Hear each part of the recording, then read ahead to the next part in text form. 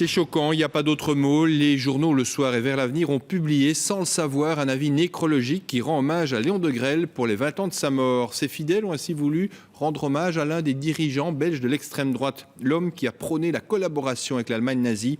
Jusqu'au bout, il est resté fidèle à ses convictions fascistes et ses amis d'aujourd'hui continuent ce combat de sinistre mémoire. Reportage Nora Khalifi.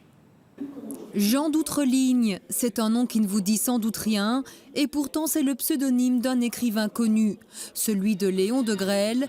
L'image qui le résume, c'est celle-ci, lui avec Adolf Hitler, à qui il voue une adoration sans borne. Hier matin, 2 avis nécrologiques sont parus dans les journaux L'Avenir et Le Soir, 2 rédactions où on est tombé des nues.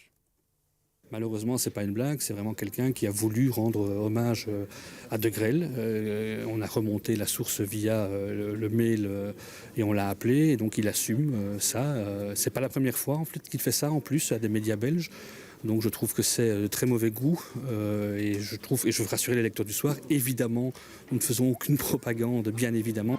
Léon Degrelle, c'est l'incarnation du rexisme, un mouvement d'extrême droite né dans les années 30. Son style populiste parvient à séduire une partie de la population.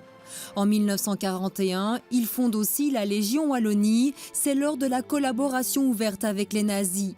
Mais 20 ans après sa mort, qui sont encore ses partisans ? D'une part, un carteron d'anciens de la Légion Wallonie, mais ce sont des personnes quand même qui sont très très âgées, et puis sans doute une série d'admirateurs, mais c'est un très petit nombre d'individus, admirateurs du Léon Degrelle combattant sur le front russe, chevalier de l'Occident chrétien, ou soldat du Führer, ou du Léon Degrelle polémiste. De toute façon, cela ne rassemble plus maintenant qu'un nombre très réduit de personnes. C'est le site antifasciste Résistance qui a repéré les avis nécrologiques. Pour l'auteur de cette exclusivité, si Léon Degrelle est presque oublié chez nous, ce n'est pas le cas à l'étranger. Léon Degrelle est devenu une véritable icône chez les jeunes militants d'une nouvelle génération qu'on peut appeler nationaliste européenne, et essentiellement en France, mais aussi en Italie, et même jusqu'au-delà des frontières européennes, jusqu'au Mexique, où il représente vraiment un leader charismatique, certes posthume, pour cette nouvelle génération militante. Preuve en est la messe célébrée aujourd'hui à Paris dans cette église réputée intégriste. En l'honneur de Léon Degrelle, une messe privée sans assistance et à la demande d'un fidèle.